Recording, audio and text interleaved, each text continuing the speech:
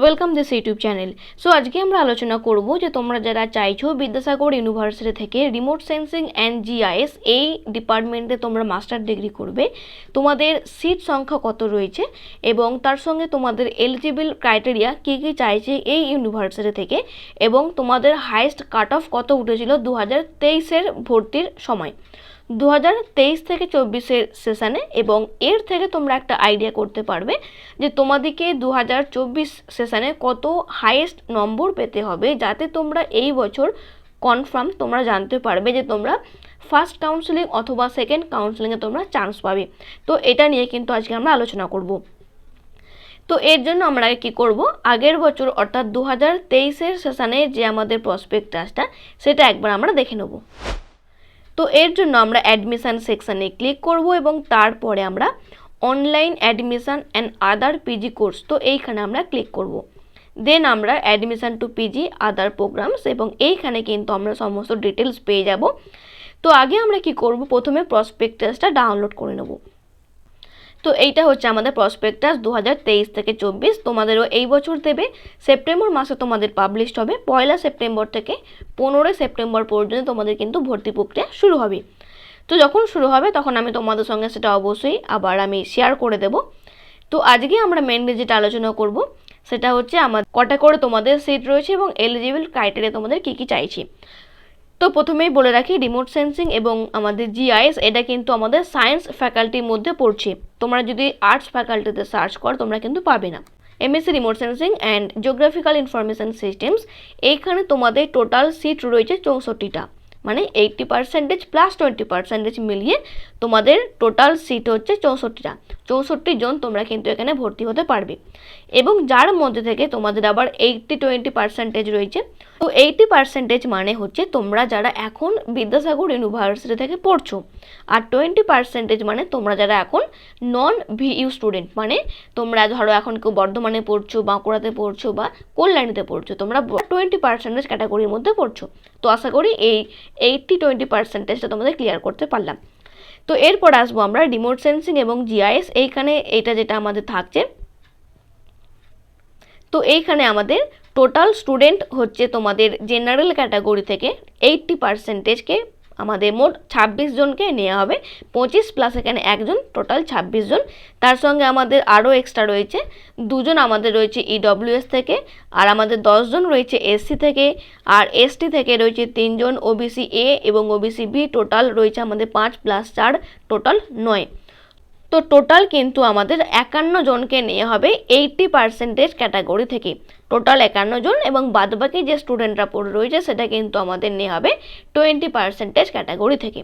তো আশা করি এটা তোমাদের বোঝাতে পারলাম। তো এরপর আমরা এলিজিবল ক্রাইটেরিয়াটা একবার দেখে নেব।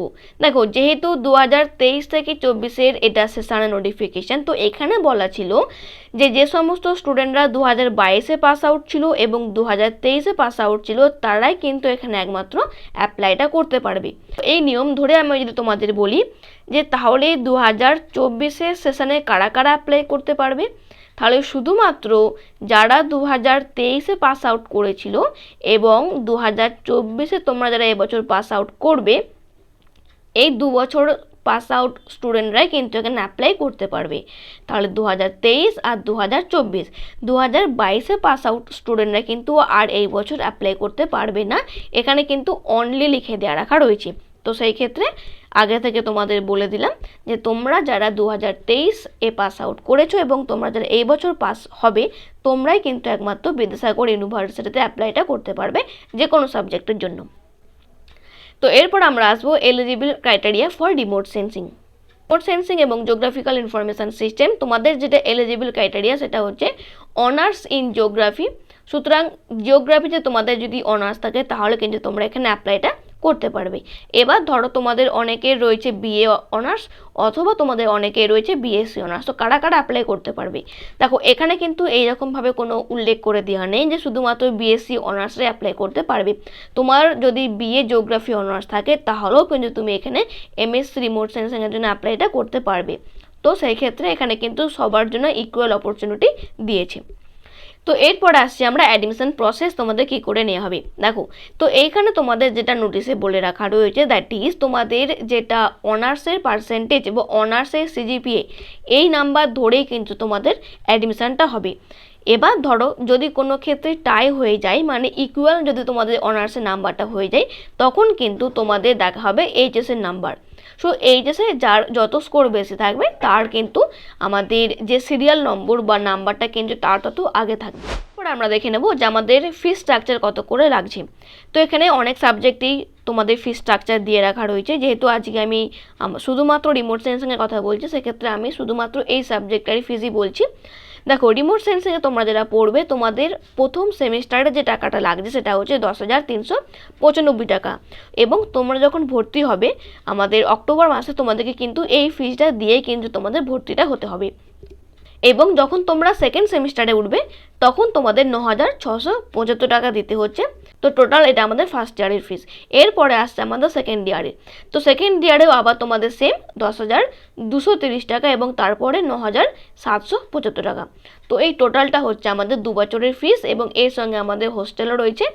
তোমরা যারা হোস্টেলে থাকতে চাইছো, তোমরা হোস্টেল যখন অ্যাপ্লাই করবে তোমরা ফর্মে ইয়েস করে রাখবে, এবং তোমাদের যাদের যত দূরে ডিস্টেন্স তাদের কিন্তু অগ্রাধিকার আগে বেশি থাকবে হোস্টেলের জন্য। তো আশা করি পুরো আমি তোমাদের যে পয়েন্টটা ক্লিয়ার করতে পারলাম। এরপরে আমরা তোমাদের কাট অফ নিয়ে আলোচনাটা করে দেব। তো এইখানে আমরা এই পিডিএফটাতে প্রথমে আগে দেখে নেব যে তোমরা যারা 80% এর আন্ডারে পড়ছো তোমাদের কত হাইয়েস্ট পার্সেন্টেজ পেতে হবে যাতে তোমাদের ফার্স্ট কাউন্সেলিংয়ে নাম আসবে। তো এইখানে আমাদের এই নোটিফিকেশানে আমাদের মেরিট লিস্ট পাবলিশড হয়েছিল। দেখো, জেনারেল ক্যাটাগরি থেকে যে স্টুডেন্টটি হাইয়েস্ট পেয়েছিল তার পার্সেন্টেজ হচ্ছে 93.40%। এটা হচ্ছে আমাদের জেনারেল ক্যাটাগরি থেকে। আদার ক্যাটাগরি থেকে যে বিলং করছে সে হচ্ছে 95.20%, এবং ওবিসি থেকে পেয়েছিল এই 94.50%, এবং তার সঙ্গে যে থার্ড হয়েছিল সেও আমাদের আদার ক্যাটাগরি থেকে বিলং করছে 93.80%। এবং জেনারেল ক্যাটাগরি, এবং এইখানে যেহেতু সমস্ত ক্যাটাগরি দিয়ে রেখেছে, তো এইখান থেকে তোমরা একটা আইডিয়া করতে পারবে যে তোমাদের কত পার্সেন্টেজ পেতে হবে ফার্স্ট কাউন্সেলিংয়ে তোমাদের চান্স পাওয়ার জন্য। আর প্রথমে কি বললাম, তোমাদের 26টা সিট রয়েছে জেনারেল ক্যাটাগরি। তো এখানে আমি যদি তোমাদের পরপর দেখি, জেনারেল ক্যাটাগরি 26 জন সিরিয়াল পর্যন্ত। তো তাহলে আমরা এখানে তোমাদের যেটা বলতে পারবো সেটা হচ্ছে 90% তোমাদের কিন্তু অবশ্যই পেতে হবে ফার্স্ট কাউন্সেলিংয়ে তোমাদের নাম পাওয়ার জন্য। এই 25 জন 26 জনের মধ্যে অনেকেই আছে যারা রিমোট সেন্সিংয়ে ভর্তি হবে না।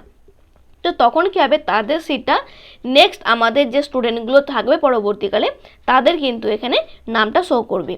তো সেক্ষেত্রেও কিন্তু তোমাদের অ্যারাউন্ড এখানে দেখতে পাচ্ছ যে তোমাদের কিন্তু 90.80% নেমে যায় 26 সিরিয়াল নাম্বার পর্যন্ত, এবং তারপরে প্রত্যেকেই কিন্তু সবাই 90% পেয়েছে, এবং 0.60, 70, 40, 30 এর মধ্যে কিন্তু ডিফারেন্স। সুতরাং 90% কিন্তু অনেক স্টুডেন্টই পাবে তোমরা যারা এখন বিদ্যাসাগর ইউনিভার্সিটির আন্ডারে পড়ছো। তো সেই ক্ষেত্রে আমি তোমাদের একটা গেস করে বলতে পারি 1 থেকে 25 জনের নাম প্রথম কাউন্সেলিংয়ে বেরোবে, এবং নেক্সট কাউন্সেলিংয়ে নেক্সট 25 জনের নাম বেরোবে, এবং তারপরে তোমাদের যতগুলো কাউন্সেলিং বের হবে 5টা থেকে 6টা করে কিন্তু নাম পাবলিশড হবে দুটো কাউন্সেলিংয়ের পর। বিকজ তারপরে কী হবে, ধীরে ধীরে কাউন্সেলিংয়ের সংখ্যা কমতে থাকবে। তো সেই ক্ষেত্রে 4টা থেকে 5টা ম্যাক্সিমাম তোমাদের হয়তো হাইয়েস্ট কাউন্সেলিং হতে পারে। বিকজ যত দিন যাচ্ছে তত কিন্তু কাউন্সেলিংটা মানে তুলনামূলকভাবে কমে যাচ্ছে, এবং অনেকেই আছে যারা ভর্তি হওয়ার পরেও সিট মানে ছেড়ে দেয়। তো সেটা কিন্তু অনেকটা লেটে হয়। তোমাদের লাইক অ্যাডমিশানের 1 মাস পর তোমরা কিন্তু আবার নোটিফিকেশান পাবে রিভাইজ ভ্যাকেন্সির জন্য। তো এরপর আমরা কথা বলবো যে তোমরা যারা 20% ক্যাটাগরি থেকে বিলং করছো তোমাদের কত পার্সেন্টেজ পেতে হবে যাতে তোমরা ভাবছো যে আমরা রিমোট সেন্সিংয়ে ফার্স্ট কাউন্সেলিংয়ে চান্স পেয়ে যাব। তো তোমাদের জন্য বলে রাখি, তোমাদের যেটা হাইয়েস্ট পার্সেন্টেজ উঠেছিল 2023-এর সেশানে 97.50%। এবার এই স্টুডেন্টটি কোন ইউনিভার্সিটির আন্ডারে, দেখো আদার ইউনিভার্সিটি। তো কোন ইউনিভার্সিটি এখানে নাম লিখে দেওয়া নেই, শুধুমাত্র লেখা আছে আদার ইউনিভার্সিটি, তার ক্যাটাগরি হচ্ছে জেনারেল। তো 97% আগের বছর হাইয়েস্ট উঠেছিল। যে সেকেন্ড হয়েছিল সে পেয়েছে 94.90%, যে থার্ড সে 94%।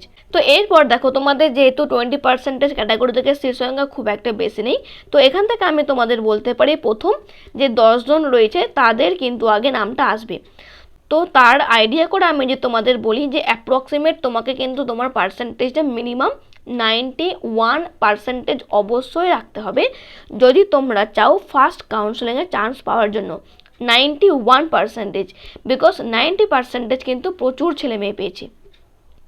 এবং তারপরে আমি যদি তোমাদের 20 নম্বর সিরিয়াল পর্যন্ত দেখি তাহলে কিন্তু দেখতে পাচ্ছ এখানে তোমাদের 90% নেমেছে।